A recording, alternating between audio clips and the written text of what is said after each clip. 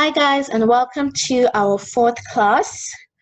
Next week we'll have our very last class before we start meeting in person. Yay! So this week we are going to use our workbook, prepare workbook, and we will only focus on page 6. We will do a few exercises together. We're still using the present simple tense and the present continuous tense. I have how many exercises? I have 1, 2, 3, 4 exercises, and then I will explain your homework to you. So our lesson objectives for this week are to complete our exercises on grammar using the present simple and continuous tense, of course, our e-discussion, and then I will explain your homework. This week, your homework will be a little bit different, okay? Also, apologies if you guys hear any background noise. If you hear any noise, don't worry. I'm in the kitchen. I'm in the MEP kitchen. And then we have a new building that's being constructed. So you might hear some noise, okay? All right. So for this week and for next week, I'm going to do the e-discussion a little bit differently. The reason why I will do it a little bit different is because I want you guys to now use some of the details from the e-discussion as part of your homework. I want you guys to use some of the information when it comes to your homework. So this week, I'm just sharing some tips on how to survive being a teenager. If you're not sure what a teenager is, it's you. You guys are teenagers. Anyone who is between the age of 13 to 18, no, 19, teen, yeah. Anyone who's between the age of 13 to 19 is a teenager. That's you guys. So basically, these are my tips on how to survive being a teenager. So the first one is that if you guys want to survive being a teenager, you should have meaningful hobbies. So instead of just playing video games all the time, I want you guys to have meaningful hobbies, which means that you should have hobbies such as having projects, building Legos and building bridges, playing sports. Have a hobby that actually builds your character, okay? It's very good to play video games. It's fun. It's great making TikTok videos. It's awesome listening to music all day. It's great, but I need you guys to also have hobbies that will build your character and hobbies that will challenge your mind. So the next point on how to survive being a teenager, you should challenge yourself. What I mean by challenge yourself is that I want you guys to participate in competitions, okay? I think this year, we won't have many competitions now, no way, because of the whole social distance thing. But next year in M5, okay, for future reference, I want you guys to challenge yourself. Join competitions. If you know that you can play sports, join a sports team at Tepsirine and practice. Go for competitions. If you know you're good at presentations or speaking, join competitions where you can debate or say a speech. It will be good for you guys to challenge yourself, okay? If you don't like to speak, but you know that you can type or you can build bridges or scientific engineering stuff, join those competitions where you don't have to actually talk, but you can participate in building something, and that will be great. So the next one, how to survive being a teenager. You guys should also learn how to write an affirmation for yourself. I explained to my M1 students last year, now they're in M2, I explained to them that an affirmation is basically a combination of words that encourage someone. For example, if you write down some words and look in the mirror. You can say to yourself, I am beautiful, I'm very smart, I'm a good student, and I will get grade 4 this year. I will continue to help others and to motivate people. It's just words that you say to yourself, words that you say to yourself or to someone else to encourage them, to keep them strong. So you can do that for yourself. You can write your affirmation for M4. In M4, I will study hard, I will get good grades, I will do my best to be a great student, I will encourage others, just words to help you feel good and to help you become stronger. The next one, develop your intellectual skills. The term intellectual comes from the phrase intellect. Basically, someone that has intellectual skills is someone that is open-minded, someone that is open to learning new things, and someone that is able to adapt to different situations. It means that as a Thai person, you can talk to me. You can talk to me, someone who's from Zimbabwe, and then you can easily talk to someone that's from Britain, and then you can talk to someone that's from India, and you can talk to someone that's from Kenya. So you can adapt to different people because you have the skill. I want you guys to develop your intellectual skills. You can understand different accents, right? Because people from different countries have different accents. So you're able to understand what someone is trying to say. You're not scared to talk to people. Next one, learn from your mistakes. You guys are growing up and you guys will make mistakes at school. You make mistakes in your friendships. You'll make mistakes even in relationships. So learn from your mistakes. Don't make yourself feel too bad. Just learn from it and grow. The next one, if you're going through depression or you're really anxious and really stressed, you should talk to someone. It's not easy being a teenager. You should always have someone you talk to, whether it's your mom, your dad, your friend, your best friend, your aunt, uncle, even your teachers or your homeroom advisors. Always have someone you can tell maybe your personal feelings or what's in your mind, what you're thinking. The last one, relax. Okay, relax. I know that Thai students are so obsessed with getting grade 4, which is amazing. Trust me, it's amazing. But don't let your whole existence and your whole life be about getting perfect scores. It's amazing. Trust me, I'm your teacher, okay? I want you guys to get perfect scores. But try to also relax, okay? Don't make your entire life about getting 100%, 100%, 100%, 100%. Just also try to relax. Try to make jokes with your friends. Just go out with your friends, go watch a movie, go to the park, go to the library, go for lunch. Just also try to relax. Okay, so now let's do our actual exercises because we have 4 of them, right? I'm also looking at my book. Yeah, we have 1, 2, 3, 4, and then I have to explain your homework. All right, so this lesson is going to be more than 20 minutes. Oh, but that's okay. We can do this. All right, so we're still focusing on present simple tense and continuous tense. In order to do the exercises, because I will just do the exercises and we go through them real quick, otherwise we'll take a long time. I don't want to make the lesson too long. So remember, present simple tense, we use it when we talk about facts or we talk about something that's happening right now, which means that you do not change the verb. You don't conjugate the verb. You just leave it as it is.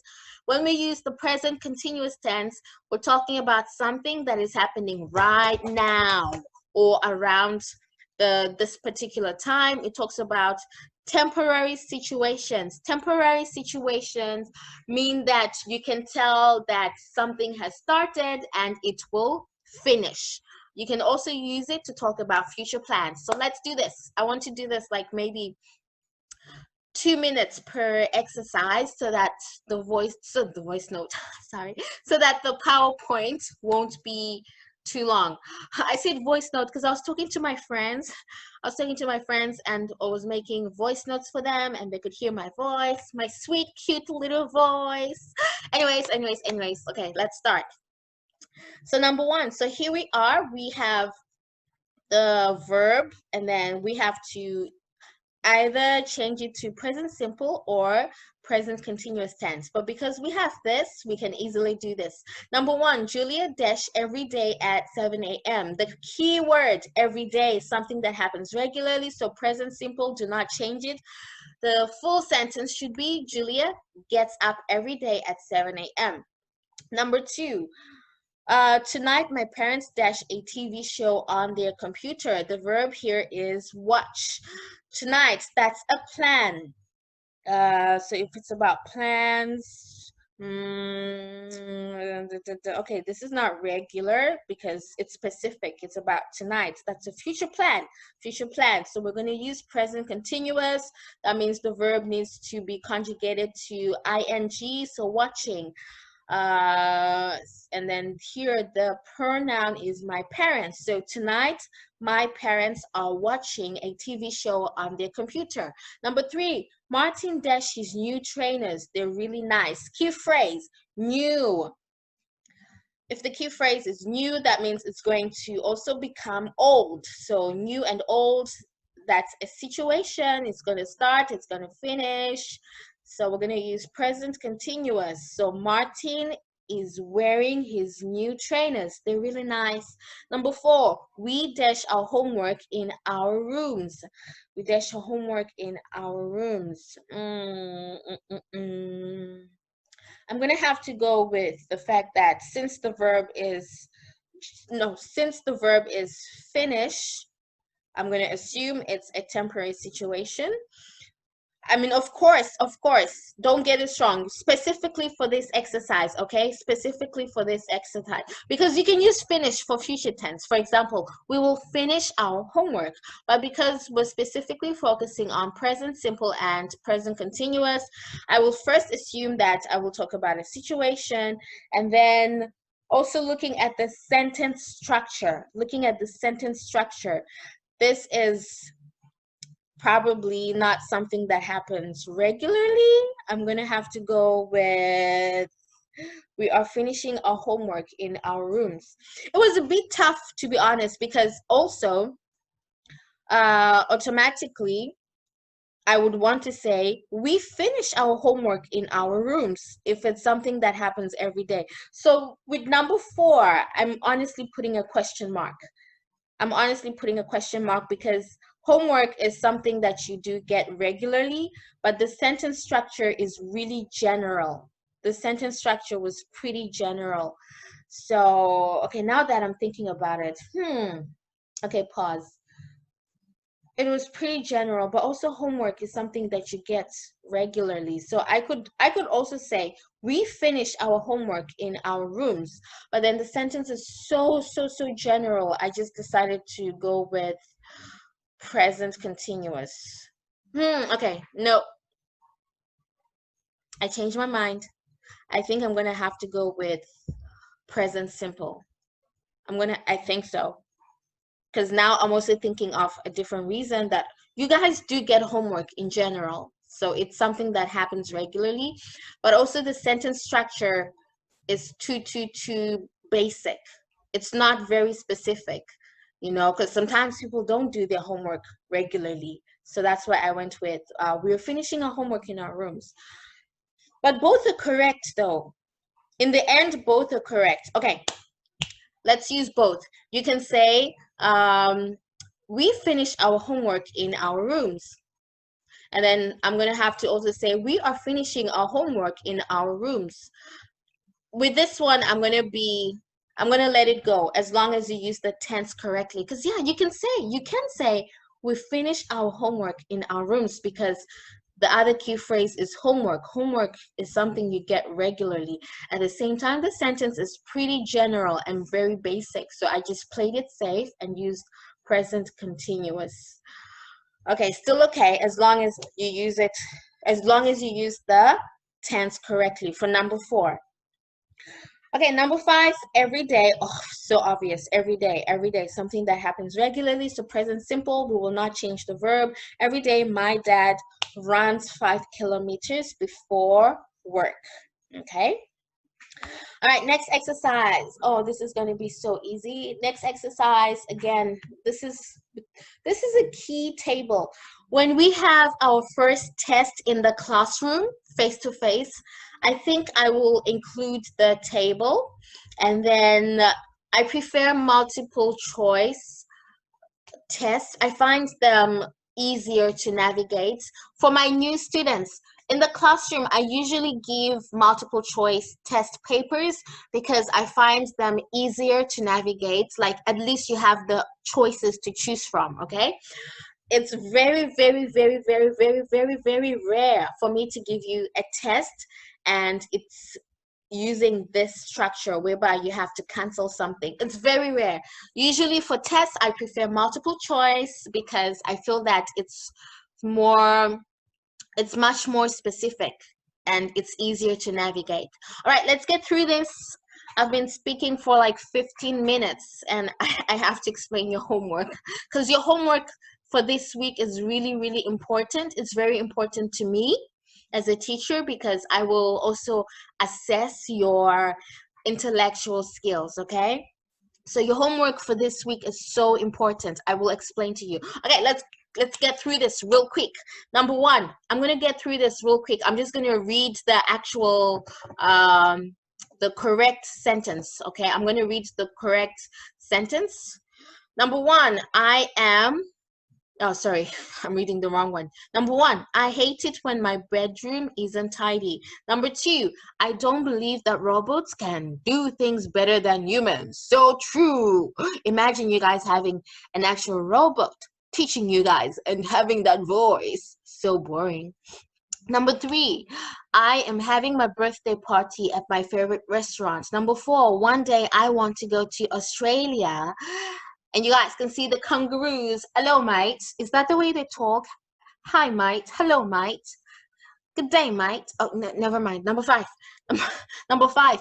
I am sending you this email to give you the flight information. Number 6. I don't understand what you mean. Number 7. My mother owns a computer company. Wow, interesting. Number 8. I really like making pizza. If you want to go over the actual answers, you can easily do that by looking at this table, okay? But I'm now trying to really finish the exercises because homework for this week is amazing. It's amazing. Okay, the last one, the last exercise, and then I'll explain your homework. This one is quite simple. Of course, it's in the book, exercise 4. Basically, what you were going to do if you had the book, what you were going to do is that you were going to just correct the sentence, or rather correct the sentences. You are going to correct the sentences and you will use the correct tense. For example, number 1, when we are together, we are having fun. It should be when we are together, we have fun. Number 2, I write to tell you that I have a new computer. It should be I'm writing to tell you that I have a new computer because it's happening right now at this very moment. Number 3, I send you this email to invite you to my birthday party on Saturday. It should be I'm sending you this email to invite you to my birthday party on Saturday. Number 4, we go out together every week, something that happens regularly. So this one is correct. Number 4 is perfect. Perfection. Okay, ditto. Oh, no, one more. Come on. How many exercises? 1, 2, 3. Oh, yeah, 4 exercises. So we did this last week and I just read it to you guys. We talked about prefixes. A prefix is a couple of letters or even a few words that you add in front of another word in order to create a new word with a different meaning.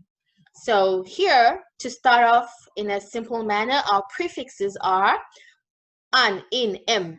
So here are our words, and we have to add the prefix, the actual prefix. But we already did this. It's just that it's in the workbook as well. So you have to either add an, in, im to these words in order to change the word and give it a new meaning. That's a prefix. When you have a letter or a few letters that you add at the start of another word in order to create a different word with a different meaning.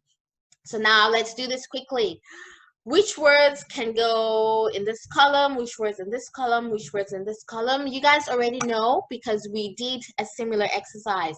So for correct, it would have to be incorrect. Expensive, inexpensive. Fair, unfair. Friendly, unfriendly. Healthy, unhealthy. Kind, unkind. Known, unknown. Lucky, unlucky. Patient, impatient. Polite, impolite. Visible, invisible, well, unwell. And I remember saying last week that when it comes to prefixes such as an, in, im, it's very hard to give an actual grammar rule that, okay, so this is how you know that you should use an, in, im. It's quite hard. It's just a matter of practicing. There's no proper grammar rule that, oh, this is how you know that you should use an, in, im.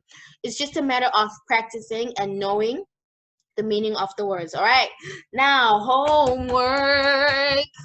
First of all, if you don't have your student's ID, don't worry, it's okay. Don't worry about the student's ID number because I have new students. With M4s, it's still a bit hard because I don't have everyone's student IDs, and also I have new students that I'm still getting to know. So it's okay, okay? Don't worry if you don't have your student ID number. Just make sure you write your nickname in the document. Make sure you write your nickname. This week, you will not have any work for the notebook because of your actual Google Classroom work. So yeah, so no assignment 1, no notebook work. Yay! For your actual Google Classroom exercise, you have exercise 1, and you have to use the words in the box to complete the sentences, okay? I did 2 of them for you, and I need to explain why. Where is it? Where is it? Where is it? Number 4, I did number 4 for you. I can't go to the cinema tonight because we're visiting my aunt in hospital. Number 4, the answer for number 4 is I can't go to the cinema tonight because we're visiting my aunt in hospital later today. When I was reading the teacher's guide, the reason why, because someone might say the answer should be tonight. Someone might say, I can't go to the cinema tonight because we're visiting my aunt in hospital tonight. That would be wrong. Why? Because in the same sentence, when you're talking about the same scenario, if it's the same scenario in the same sentence, you don't have to identify the time of the day twice, okay? Because here we already identified tonight. So it would be a little bit awkward, just a little bit awkward to then say, I can't go to the cinema tonight because we're visiting my aunt in hospital tonight. That would be a little bit weird. We already identified the time of the day as tonight, so we don't have to. Unless there was a full stop here, then it will be correct. I can't go to the cinema tonight because we're visiting my aunt in hospital. That will be correct. But because we still need to complete the sentence and it's about the same scenario, it will be difficult to say, I can't go to the cinema tonight because we're visiting my aunt in hospital tonight. That would be incorrect because we already identified the time of the day as tonight. So we can't repeat it again in the same scenario. So the correct answer would be later today. Believe me, the answer tonight is going to work somewhere else. You're gonna understand that the answer tonight is for another sentence, okay? So I gave you guys the answer to number 4 in the actual document. And then for your second exercise, this is the important one because this one will help me to assess you guys. To my new students, every few weeks, I will give you guys an exercise where I will assess your intellectual skills, okay? It's not multiple choice, nothing. It's you telling me what you think, but I will always have a way of asking you how to do it, okay? So exercise 2, you can either write or speak, up to you. If you want to speak, then you can send an audio. You can upload an audio. If you want to write, I gave you some space in the Google Classroom document. You can type, it's okay. Yeah, I said write because I'm used to writing. You can type, you can type. Now, what I want you to do is that I want, oh yeah, my new M4 students, because I don't treat you guys like babies, you are not babies to me. I will always give you options. When it comes to my assessment exercise, I always give you options. So I like to say, it's up to you. I say it so many times. Oh my gosh. You will see. I always say, oh yeah, it's up to you. Oh, you want to do, okay, it's up to you, because you guys are not babies in my classroom. I want to treat you guys like teenagers. You're not babies, of course you're not adults. I just want to treat you guys fairly, so I give you guys options. I want you guys to make decisions, okay? So sometimes I will say, it's up to you, it's up to you, okay, do what you want, it's up to you. Now for your second exercise, I want you to give a 13-year-old teenager advice, because you guys are 15 right now, right? Most of you are 15, some of you are already 16, no problem. I want you now to give some life advice to a 13-year-old. Give advice to someone who's an M1 or M2. I want you to use second person narrative, which means you will address the person directly by saying, you are now a teenager, so I'm going to give you some advice, okay? I want you to give advice. Advice is basically, what is advice? It's when you give someone information or details that will help them in the future, or that will help them to also make decisions, okay? So please give advice to a 13-year-old teenager, that's someone in M1 or M2. Tell them how to survive school, tell them about how to manage social media pressure, how to behave, what to look for in a relationship, how to fight depression, and how to make good memories. That's why I said you might need to go back to our e-discussion. Okay, let me finish. So here's my example. Here, oh no, this is the actual work. I gave you guys 2 answers. Yeah, too nice. I gave you guys 2 answers in the exercise, so complete this. Basically, what you have to do is delete this and then type in the answer and highlight. Delete this, type in your answer and highlight, okay? Now, second, and then this is the exercise for assessment, right? Oh, I said 16-year-old. No, I was still deciding. Never mind, here it says 16-year-old. Never mind, it's for 13-year-old. I was still deciding, and then I forgot to delete this. I forgot to remove it. Never mind, you guys are giving advice to a 13-year-old teenager, okay?